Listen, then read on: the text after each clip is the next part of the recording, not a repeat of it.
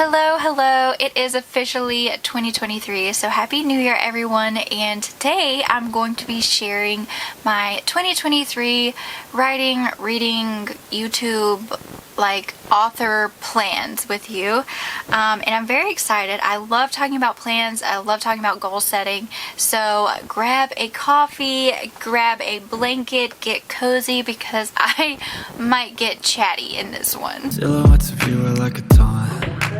Never really know just what you want. Before I share my goals, I do want to do a sort of year reflection, just because I think it's important to reflect on the plans that you had and what went well and what didn't, so that you can reevaluate what you want to bring into the next year and how you want to approach your new goals, so that you can be a little more accurate and graceful with yourself in moving into the new year and making sure that year aligns as close to your vision of what you have in the beginning as possible. So this year, what I was able to accomplish was graduating from my MFA program, including multiple edits, thorough edits on a screenplay, and of course the thesis aspect of the graduation. That took a lot more time than I ever realized it would. It was very thorough and intense, and really I didn't take it into account at all, so I think that's why I didn't fully accomplish all of the goals that I set out for myself. But that's okay, because I'm pretty proud of the things I have accomplished. This year I finished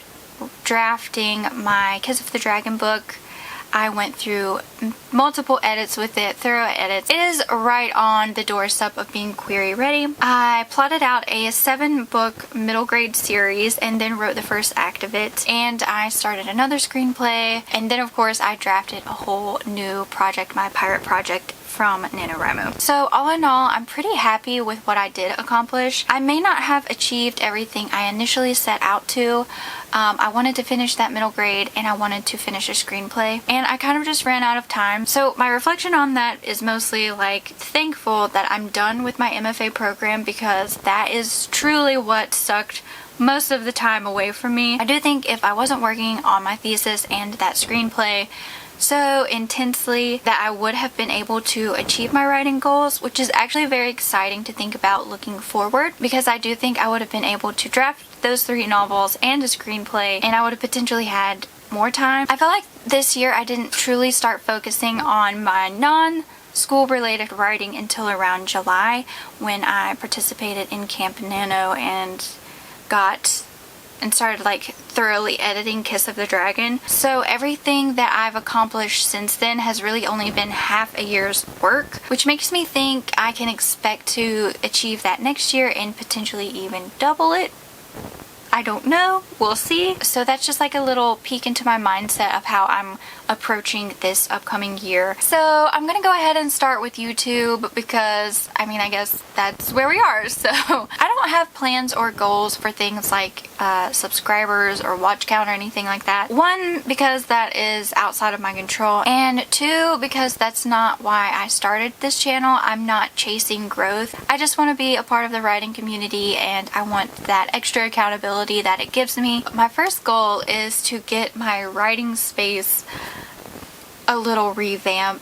You guys don't see this, but I am in a basement, and to my left is all of my packed up belongings from my previous house. We are in the process of building a house, so this is not actually my permanent place. And then to my right is just typical garage tool type messiness. So I want to get it cleaned up down here, a little more organized, and maybe kind of make a sort of cubicle type office scenario, which I think will also make my shots a little more dynamic and maybe a little more entertaining. But mostly I think it's important to carve out a space where I can be creative that's not necessarily crowded in with all of the other things going on in a basement. So yeah. I would also love to incorporate sprints, even though I hesitate to put that on this year's goals.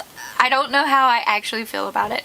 I'm thinking about incorporating spreads. The idea of going live makes me very nervous, so I'm not sure I want to add that stress right now.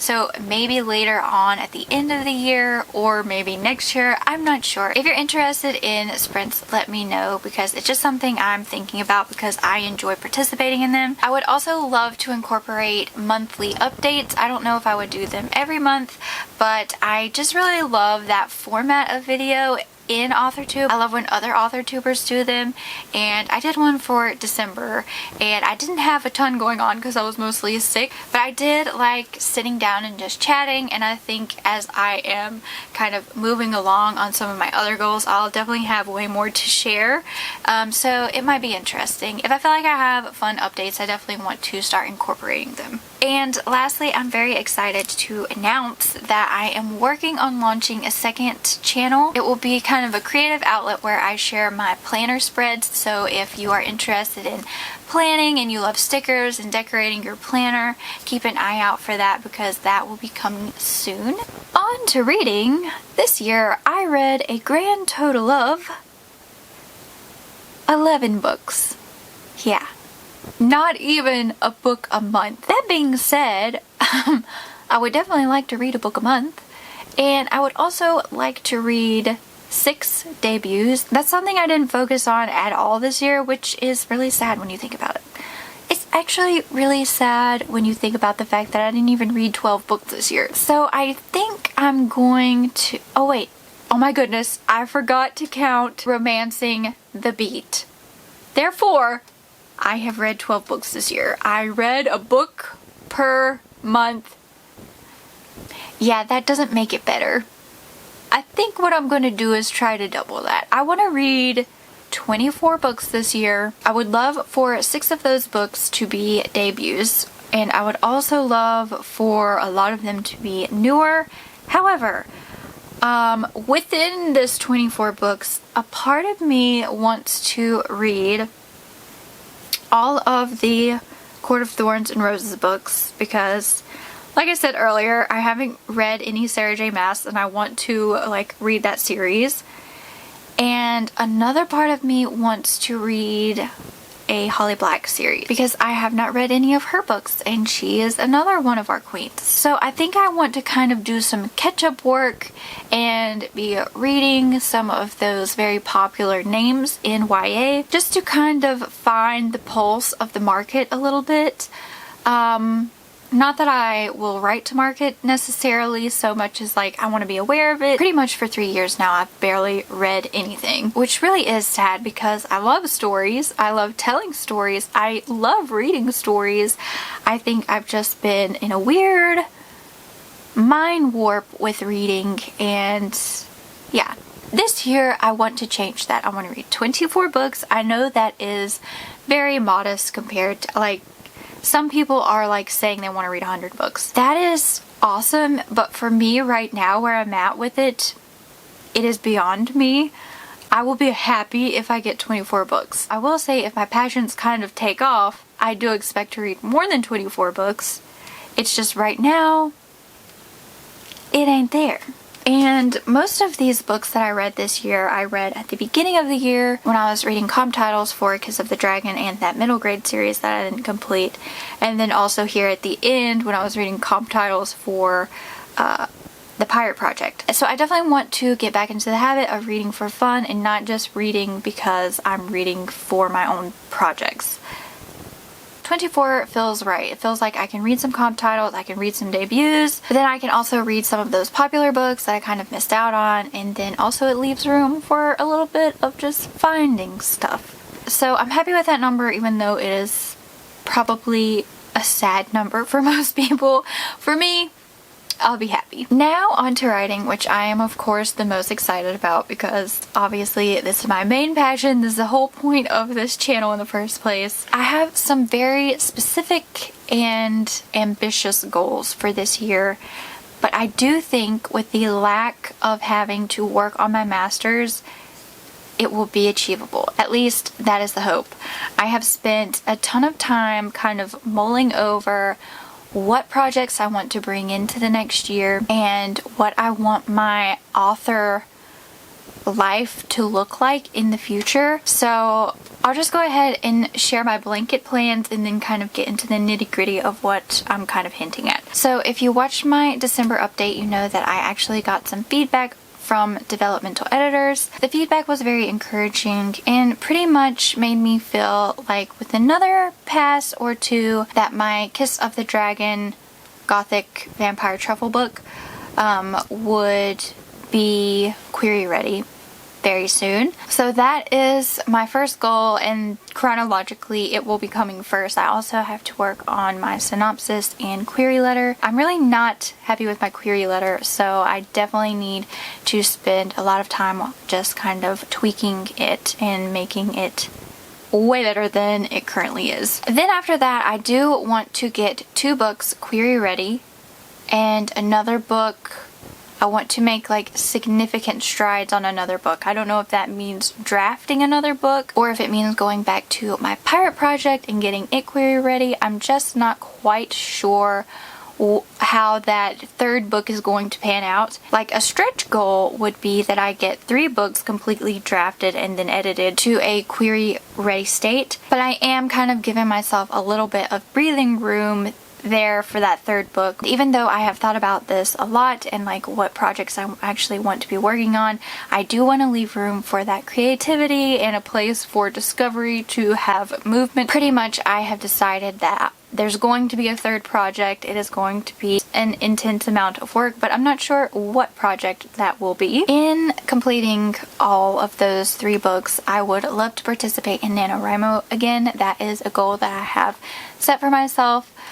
Just because I had so much fun with you guys, and so I would love to do it again. I would love to vlog it again. And my last goal, which is kind of a lot more complicated once you actually start unpacking it, is that I would love to participate in Sarah Cannon's Publish and Thrive course. Now, the reason for this, even though I am working towards trying to get traditionally published, is because, well, it goes back to the first book I ever wrote, and that was a Peter Pan retelling. And initially, when I set off to write this book, in my mind it was a trilogy. And then as I got into writing and researching, I realized that if you want to be traditionally published, it's easier to make that happen with a standalone. So I changed all of my plans and like the ending and all of this stuff and turned the book into a standalone. I want to say I started that book in like 2016. I'm not sure. I was a baby writer. I minored in creative writing in my undergraduate, but you just learn so much after fully completing a full-length manuscript. You just kind of do. Something clicks when you write the end, and it just makes your next book so much better. Since then, I have gotten my master's in screenwriting, and I understand story and structure on a whole nother level. But in these past, not quite 10 years, the characters in the world of that first book have stuck with me, and I'm not ready to let them go. I obviously shelved that book a long time ago because it was a hot mess. But I still find myself all the time thinking of those characters and talking about it. And I think it's because even though my skill level wasn't quite there, the concept is a lot of fun. And so I want to revisit that. I want to revisit those characters and that world.